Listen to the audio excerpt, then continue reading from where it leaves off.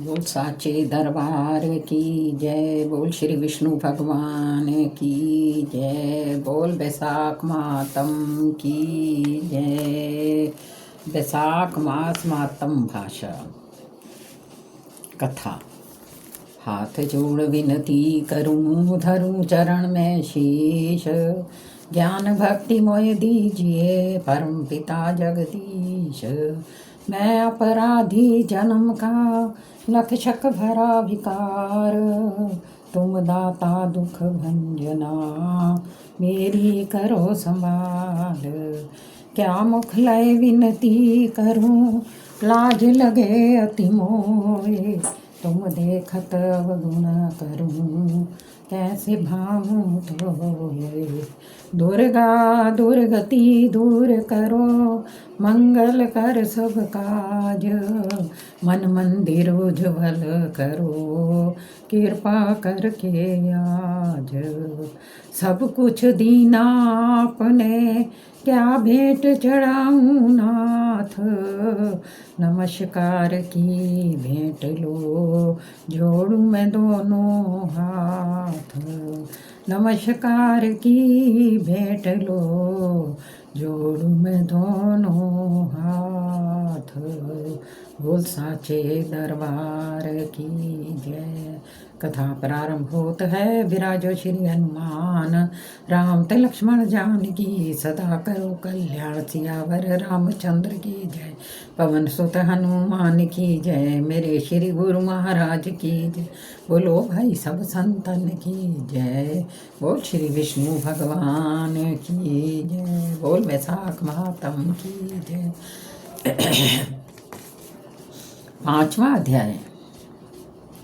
नारद जी कहने लगे, हे राजन, बैसाख मास सब धर्मों, तपों और मासों में श्रेष्ठ है।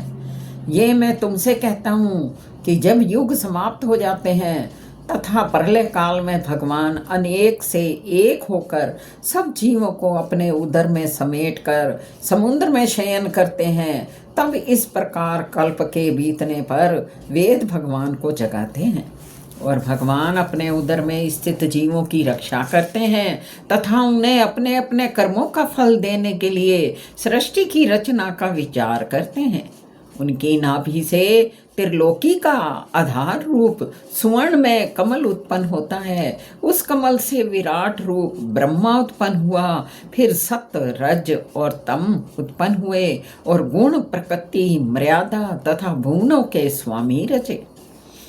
फिर वर्णाश्रम के विभाग पर धर्म की कल्पना करते हुए वेद, मंत्र, स्मृति, पुराण और इतिहास रचकर इनके प्रवर्तक ऋषि उत्पन्न किए।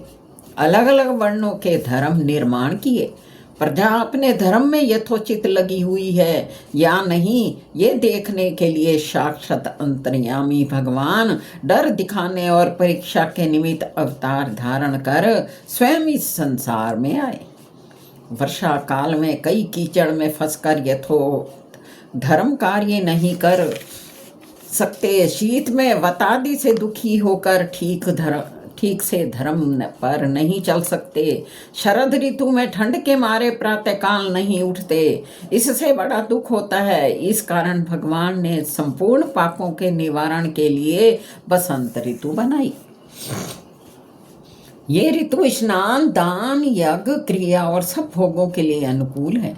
मीन की संक्रांति में वर्णाश्रम वासियों के घरों में रहकर भगवान लोगों के कर्मों को देखते हैं। धर्म पर चलने वाले मनुष्य की मनोकामना पूरी करते हैं और अधर्म पर चलने वाले की आयु और धन क्षीण करते हैं। जो बैसाख मास में अच्छी तरह भगवान का पूजन करते हैं, अर्थात उन्हीं के रूप साधु महात्माओं की सेवा करते हैं, तथा जो अन्य महीने में नहीं करते किंतु बैसाख मास में ही करते हैं, उनकी पूजा आदि को देखकर भगवान उनको क्षमा कर देते हैं। भगवान भी पूजा से यह देखते हैं कि कितनी श्रद्धा है। भगवान इस मास में प्राणियों की परीक्षा भी करते हैं। बोल श्री विष्णु भगवान की जय। बोल बैसाख मातम की जय।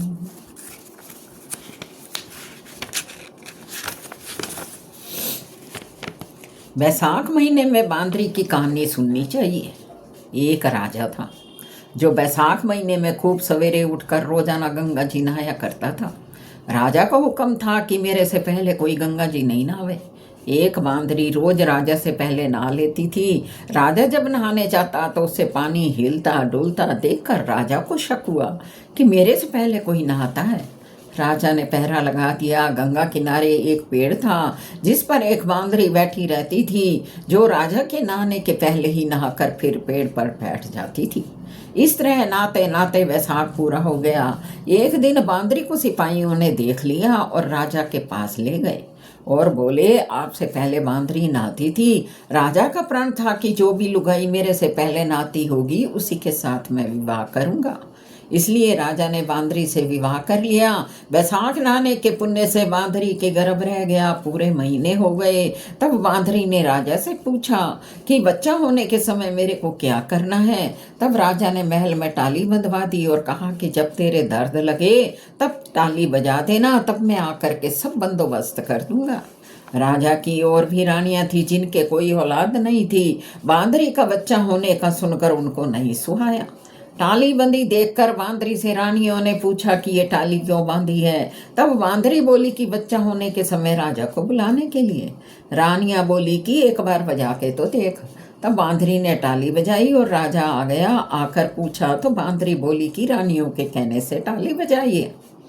तब रानियां बोली कि ये तो जानवर है, क्या पता कितनी बार बजाएगी। थोड़े दिन बाद जब बांदरी के बच्चा होने लगा तब बांदरी ने टाली बहुत बजाई पर राजा आया नहीं। तब वो रानियों से पूछती है कि बच्चा कैसे पैदा करूं। तब वो बोली कि आंख में तो पट्टी बांध ले और उखल में सिर दे दे। बांदरी के बैसाख नहाने के पुण्य से बहुत सुंदर बालक हुआ। होते ही रानियों ने उसे दासी को दे दिया और कहा कि इसे नदी में फेंकाओ, और बांदरी के भाटा रख दिया और राजा से कहलवा भेजा कि बांदरी के भाटा हुआ है। राजा ने संतोष कर लिया कि जब रानियों के भी कोई औलाद नहीं है तो इसके कैसे होगी। उधर दासी ने बच्चे को नदी में नहीं डुबाया और कुम्हार की माटी के पास रख दिया। जब कुम्हार व कुम्हारी माटी लेने आए तो देखा कि बहुत सुंदर बालक है। तो वो बोले कि अपने कोई औलाद नहीं है, भगवान ने दे दी, अगर तू इसे पाल पोस लेवे तो अपने घर ले चलें। कुम्हारी राजी हो गई और पाल पोस करके बड़ा कर दिया। लड़के की इस बात का पता था कि बांदरी के लड़का हुआ है और दासी को मारने के लिए रानियों ने दे दिया था। एक दिन लड़का माटी के हाथी घोड़ा बनाकर कुएं पर आया और दासियां भी पानी भरने आई। तब उनको देख करके बोला कि मेरे माटी के हाथी घोड़ा पानी पी लो। तब दासी बोली कि कभी माटी के भी हाथी घोड़े पानी पीते हैं क्या। तब वो बोला कि कभी बांदरी के भी भाटा हुआ क्या। यही बात दासियों ने रानी से जाकर के कह दी। तब रानी ने कुम्हार के लड़के के लिए जहर के लड्डू बना करके भेज दिए। भगवान की कृपा से जहर के लड्डू गोंदगिरी के बन गए। दूसरे दिन रानी ने दासी को भेजा कि देख के आ लड़का मरा या नहीं। तब रानी ने लड़का मरा या नहीं तब रानी ने जिद करके कुम्हार को बस्ती से ही निकलवा दिया। कुम्हार जंगल में रहने लग गया। गनगौर के दिन आए। लड़का 108 करवा 108 गोली लेकर घड़े में पानी भर करके बैठ गया।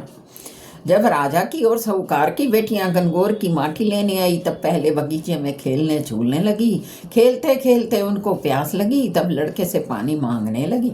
लड़का कहने लगा कि मेरे पास गोली है, वो खाती जाओ और पानी पीती जाओ और मेरे पार के फिरती जाओ। पहले तो लड़कियां मानी नहीं, फिर प्यास के कारण राजी हो गई। लड़के ने अपने सामने आग जगा ली और लड़कियों को गोली खिलाता गया, पानी पिलाता गया और अपने चारों तरफ फिराता गया। सब लड़कियों के गर्भ रह गया। उनके माँ बापों ने उनका सावा निकलवाया तो पंडित बोला कि इनका तो विवाह ही हो गया है। बाद में उनके माँ बापों को उनके गर्भ रहने का भी पता चला। तब उन्होंने पूछा कि ये सब कैसे हुआ। लड़कियों ने लड़के की सारी बात बता दी। ये बात सुनकर सारे कुम्हार के पास गए और बोले कि तेरे लड़के ने इन सारी लड़कियों से फेरे ले लिए हैं, अब इनको तू ही रख। तब कुम्हार ने कहा कि मैं इतनी सारी लड़कियों को कैसे पालूंगा। तब उनके माँ बापों ने बहुत सारे धन के साथ छोरियों को विदा कर दिया। कुम्हार के 108 बहुएं आई, 108 पोते हो गए। एक दिन लड़के ने कुम्हार से कहा कि अपने इतनी सारी बहुएं और इतने सारे पोते हो गए हैं, अपने सारी नगरी को जिमाएं। कुम्हार ने सारी नगरी में राजा रानियों को न्योता दे दिया। बांदरी को छोड़कर राजा का सारा परिवार आ गया। तब लड़के ने राजा से बांदरी को बुलाने की आज्ञा ली और उसे सोने की पालकी में बिठा करके ले आया। तब अपनी बहुओं को कह दिया कि बांदरी हमारे जन्म की माता है, इसे सोने की मोहरें देती जाओ, पोता गोदी में देती जाओ और पैर छूती जाओ। बांदरी ने सभी को आशीर्वाद दिया। राजा के ये बात समझ में नहीं आई कि लड़का बांदरी की इतनी खातरदारी क्यों कर रहा है। रानियां समझ गईं और बोली कि हमारा तो अपमान हो रहा है, हम तो यहाँ से जा रही हैं। तब राजा ने पूछा कि तू बांदरी की इतनी खातरदारी क्यों कर रहा है। तब वो बोला कि ये तो हमारी माता है, और पिछली सारी बात बता दी। जो दासी उसे नदी में गिरने गई थी वो भी वहाँ बैठी थी। दासी ने राजा को सारी बात बता दी। तब राजा ने सारी रानियों को तो दुहाग दे दिया, और बांदरी सारी बहुआ, पोता और लड़के को गाजा बाजा के साथ घर ले गई। सबको अलग अलग महल बनवा दिया। लड़का राज करने लगा। तब राजा ने कुम्हार से कहा कि तुम दोनों भी हमारे साथ चलो, पर कुम्हार राजी नहीं हुआ। तब राजा ने उन्हें बहुत सारा धन दे दिया। सारी दुनिया कहने लगी कि बैसाख नहाने का इतना फल है तो सबको नहाना चाहिए। बांदरी बैसाख नहाई तो राजा का राज पाई। एक बेटा, 108 बहुआ, 7800 पोत पाई। हे भगवान, जैसे बांदरी को सुख संपत्ति मिली वैसी सबको देना। कहने सुनने और हुंकार भरने वाले को भी देना। बोल श्री विष्णु भगवान की जय। कथा समाप्त होत है, विदा हुए हनुमान। राम तो लक्ष्मण जान की सदा करो कल्याण। सियावर रामचंद्र की जय। पवन सुत हनुमान की जय। मेरे श्री गुरु महाराज की जय। बोलो भाई सब संतन की जय। राम सिया राम जय जय राम। राम सिया राम जय जय राम। ओ मंगल भवन मंगल हारी, द्रवहु सुदशरथ अजर बिहारी। राम सिया राम जय जय राम।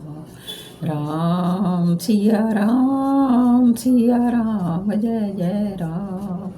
ओ दीन दयाल विरज संभारी, हरऊ नाथ मम संकट भारी।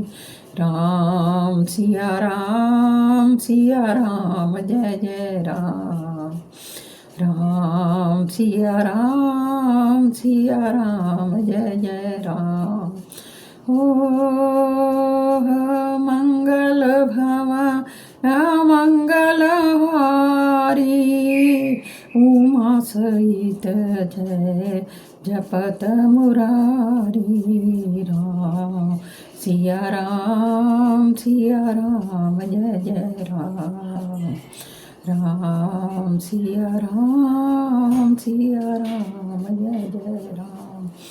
ओ हरि अनंत हरि कथा अनंता, गावहि सुनहि सब विधि संता।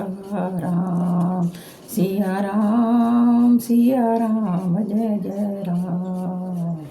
राम सिया राम जय जय राम। बोल साचे दरबार की जय। बोल श्री विष्णु भगवान की जय। राम रस पीले रे पिलावे मेरे गुरु ज्ञानी। राम रस पीले रे पिलावे मेरे गुरु ज्ञानी। पिलावे मेरे गुरु ज्ञानी, पिलावे मेरे गुरु ज्ञानी। ओ राम रस पीले रे पिलावे मेरे गुरु ज्ञानी। आया था हरि भजन करन को, आया था हरि भजन करन को, भूल गया नादान बतावे मेरे गुरु ज्ञानी, भूल गया नादान बतावे मेरे गुरु ज्ञानी, ओ राम रस पी ले रे पिलावे मेरे गुरु ज्ञानी, मोह माया में फंसा बावरे, मोह माया में फंसा बावरे, मकड़ी जैसा जाल बतावे मेरे गुरु ज्ञानी, वो मकड़ी जैसा जाल बतावे मेरे गुरु ज्ञानी, वो राम रस पी ले रे पिलावे मेरे गुरु ज्ञानी। बोल मेरे श्री गुरु महाराज